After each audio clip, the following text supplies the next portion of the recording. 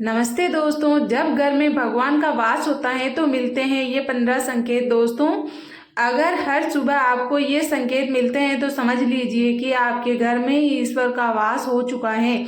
वह कौन से संकेत हैं, आज हम इसी पर बात करेंगे। भगवान को खुश करने के लिए लोग बहुत सारी पूजा पाठ और व्रत करते हैं।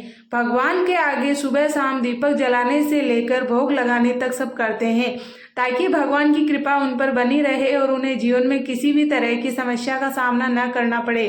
यह तो हम सभी जानते हैं कि भगवान की पूजा पाठ और अर्चना करने से वह हमसे प्रसन्न होते हैं, पर क्या आप जानते हैं कि वह हमें इस बात का संकेत भी देते हैं। आइए जानते हैं उन संकेतों के बारे में जो बताते हैं कि भगवान की विशेष कृपा आप पर हो रही है। दोस्तों, आपके साथ भी कई बार ऐसा हुआ होगा कि आपके कुछ काम बिना किसी बाधा के पूरे हो गए होंगे। इन कामों के पूरा होने पर ऐसा लगता है जैसे मानो कोई दिव्य कृपा बरस रही हो।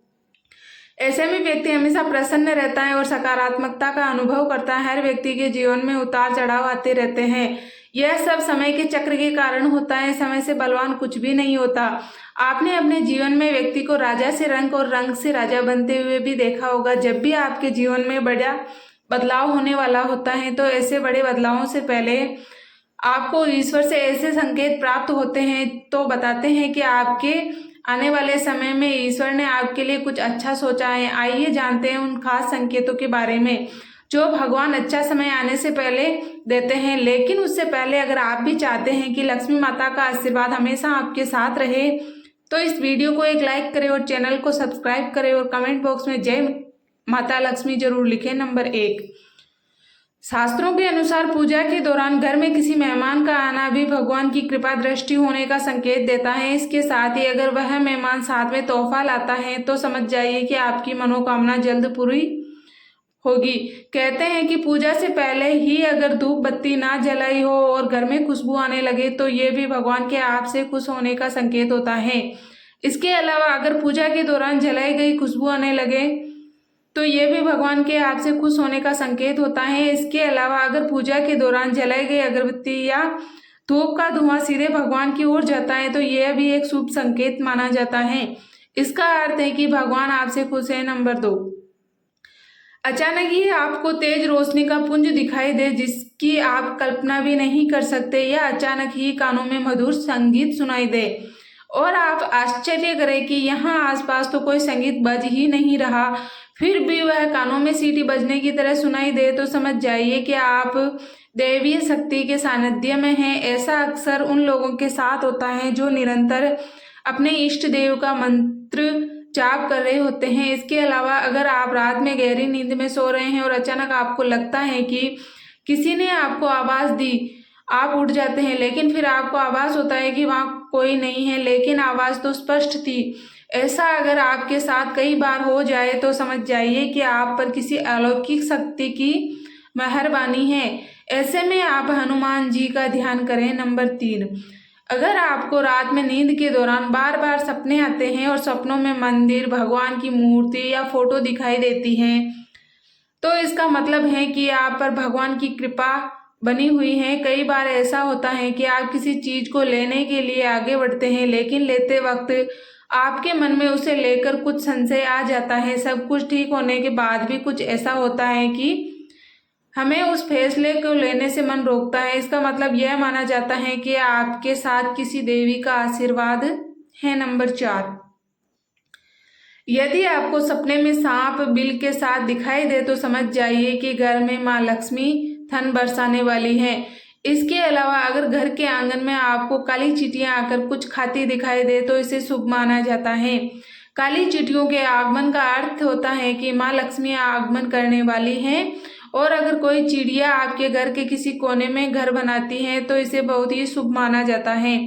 मान्यता है कि माँ लक्ष्मी के आपके घर में आगमन का प्रतीक है। नंबर 5, नींद ब्रह्म मुहूर्त में खुलना। बहुत सारे लोग होते हैं जिनकी नियमित रूप से उठने से पहले आंख खुल जाती है।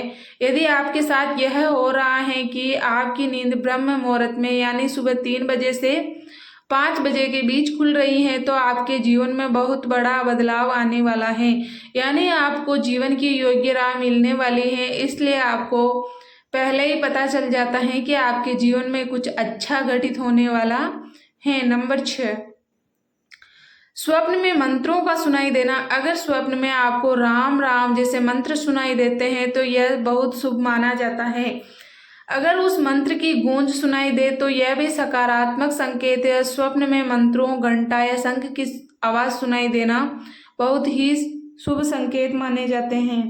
नंबर 7, खान पान में बदलाव। माता लक्ष्मी जिस घर में भी आती है उस घर में लोगों के खान पान की आदतें बदलने लगती हैं।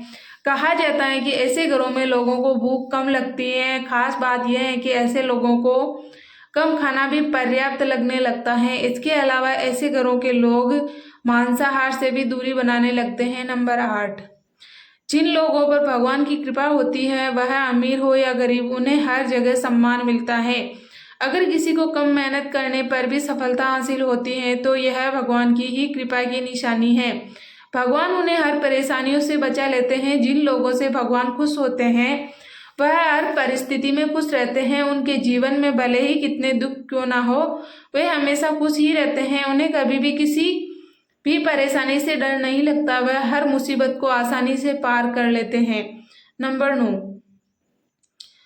माता लक्ष्मी को साफ सफाई बहुत पसंद है। धार्मिक मान्यताओं के अनुसार जिन घरों में नियमित रूप से साफ सफाई होती है उस घर में माता लक्ष्मी जरूर जाती हैं। अगर आपका घर हमेशा साफ रहता है तो आपके घर में माँ लक्ष्मी जरूर वास करेगी। इसके अलावा माँ लक्ष्मी को झाड़ू बहुत प्रिय होती है। अगर आप सुबह कहीं जा रहे हैं और रास्ते में आपको कोई झाड़ू लगाता हुआ दिख जाए तो ये बहुत ही शुभ माना होता है। इसका मतलब है कि जल्द ही आप पर माँ लक्ष्मी की कृपा बरसने वाली है। नंबर 10, अचानक खुश होना। कई बार आपने देखा होगा कि आपको अचानक से खुश होने का मन करने लगता है। इसका मतलब आपको समझ जाना चाहिए कि ईश्वर आपको कुछ अच्छे संकेत दे रहे हैं। जिस प्रकार आपको इस समय खुश होने का मन कर रहा है उसी प्रकार ईश्वर आपके जीवन में बहुत जल्द खुशी के पल लाने वाले हैं। खुशियों का अनुभव होते ही जितना भी दुख आपने अपने जीवन में देखा है वह बहुत जल्द खत्म हो जाएगा।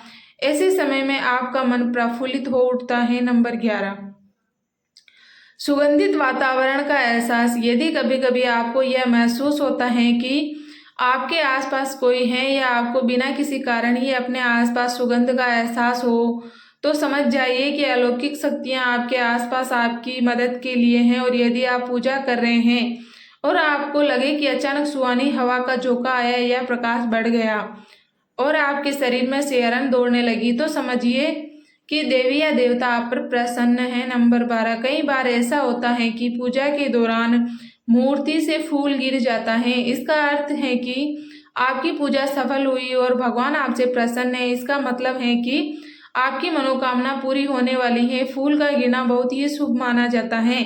इसका एक अर्थ यह भी है कि आपके घर सुख और समृद्धि आने वाली है। इस फूल को आप एक लाल कपड़े में बांध कर घर की तिजोरी में रख लें। इससे आपकी तिजोरी कभी खाली नहीं होगी। नंबर 13, उल्लू का दिखना। हिंदू धर्म में उल्लू को काफी अहम दर्जा दिया गया है। उल्लू को माता लक्ष्मी का वाहन माना जाता है। लिहाजा यदि आपको कहीं उल्लू दिखाई दे तो यह एक बेहद ही शुभ संकेत माना जाता है। किसी जगह अचानक उल्लू दिख जाए तो समझ लीजिए कि जल्द ही माँ लक्ष्मी आपके घर में पधारने आ रही हैं। नंबर 14, शरीर के अंगों का फड़कना।